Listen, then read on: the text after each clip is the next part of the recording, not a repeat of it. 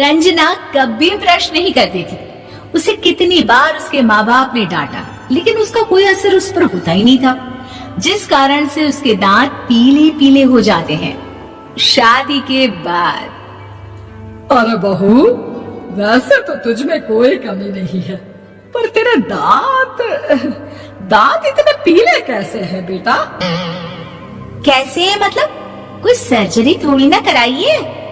वो तो क्या नाम, मैं ब्रश नहीं करती थी तो पीले हो गए। क्या करूं? आप कहें तो लाल करवा लूं या फिर काले? यार ये क्या है, क्यों माँ से लड़ रही हो? लड़ रही हूँ? अरे मैं लड़ रही हूँ या ये बोल रही है कि दांत पीले है, पीले। अरे तपस्या थोड़ी ना की है इन्हें पीले करने के लिए। बकायदा ब्रश नहीं किया है 20 साल तक, तब जाकर। छी, कैसी बात कर रही हो? ये उस वक्त तो पीले नहीं थे जब हम लोग तुम्हें देखने आए थे। अरे तब साफ करवा लिया होगा डेंटिस्ट के पास जाकर। अब देखो कैसे पीले पीले लग रहे हैं। रंजना सास की तरफ गुस्से से देखती है। फिर शुरू हो गई पीले पीले पीले। अरे पीले तो तब भी थे जब मेरे हाथ का रसगुल्ला उड़ा उड़ा कर खा रही थी और बोल रही थी, लड़की नहीं गुणों का खजाना दे रहे भाई साहब। खैर अब वो लोग करते भी तो क्या करते, पीले दांत वाली बहू पल्ले पड़ी थी तो झेलना तो था ही। एक दिन कीर्तन में रंजना गाना गा रही थी। अरे कमला बहन, माँ का द्वार है, यहाँ तो सब शुद्ध होकर आते हैं, फिर अपनी बहू को ब्रश भी नहीं कराती तुम। दूर से पीले पीले दांत भक्ति में बाधा उत्पन्न कर रहे हैं।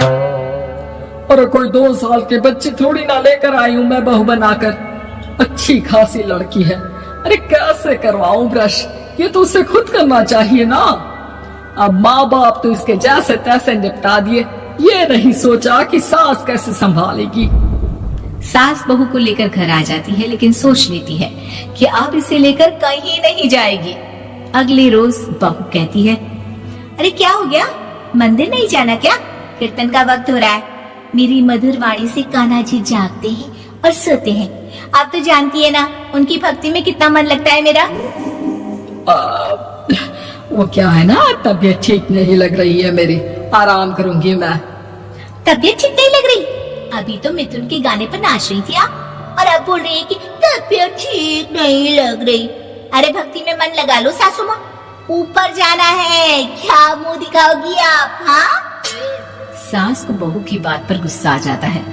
मैं क्या मुंह दिखाऊंगी, इसकी चिंता तो ना कर, समझी? अपने मुंह की चिंता कर, जो ये पीले पीले दांत लेकर हर जगह पहुंच जाती है। पता है लोग कितना मजाक बनाते हैं। ना जी ना, मैं नहीं जाना कहीं तेरे साथ। तो ये बात है, कोई ना, मत जाओ, मैं अपने कमरे में ही बैठकर भक्ति कर लूंगी। ऊपर वाला दांत थोड़ी ना देखता है, मन देखता है, भावना देखता है। और अरे बस बस, तू सब कुछ दिखा, बस ये सफेद चमकदार दांत ना दिखाना किसी को, है?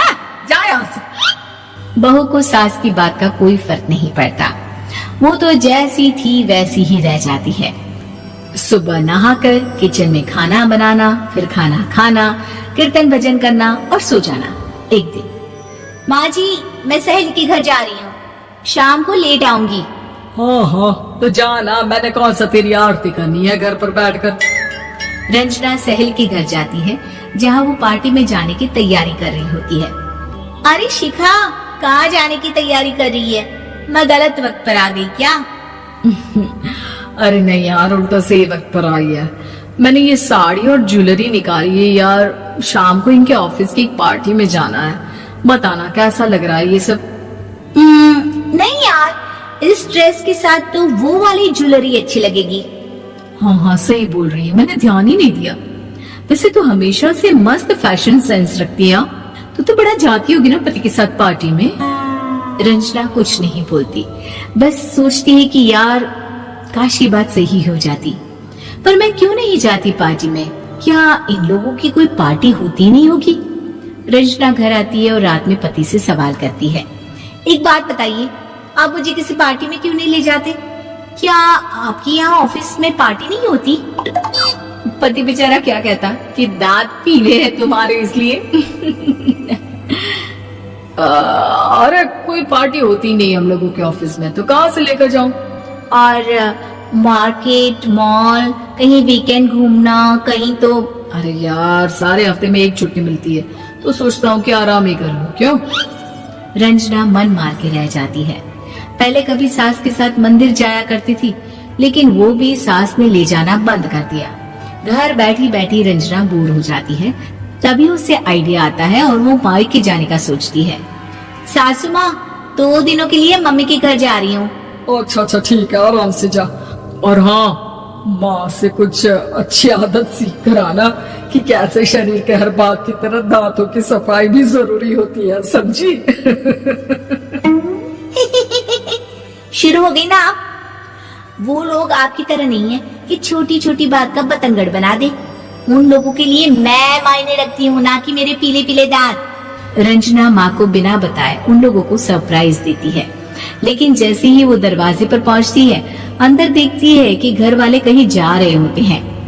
अब माँ, काश रंजना दीदी के दांतों वाली प्रॉब्लम नहीं होती, तो वो भी हम लोगों के साथ चलती ना बुआ जी की बेटी की शादी में।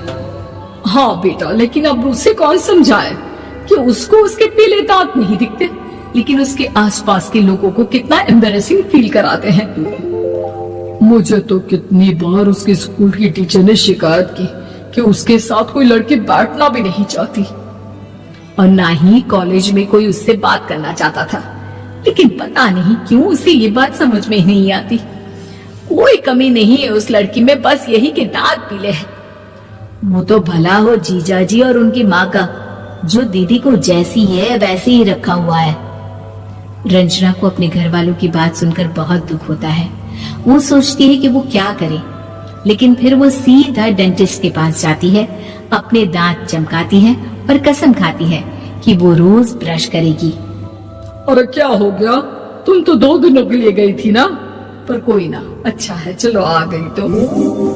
रंजना सास के सामने आकर खड़ी हो जाती है और पूरी स्माइल करती है, उसके चमकदार दांतों को दिखाती हुई। चले मंदिर। माँ, मुझे माफ कर दीजिए, मैंने आप लोगों को बहुत एम्बेरसिंग फील करवाया। मैं आज से रोज ब्रश करूंगी।